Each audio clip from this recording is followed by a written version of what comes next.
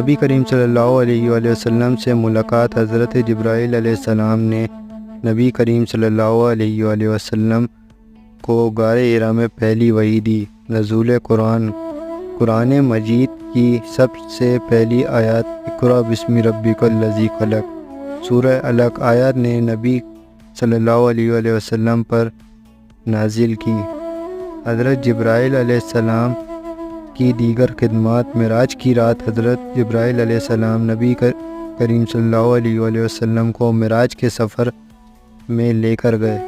مسلمانوں کے مددگار۔ مختلف اسلامی موقعوں پر حضرت جبرائیل علیہ السلام مسلمانوں کی رہنمائی اور مدد کے لیے آئے۔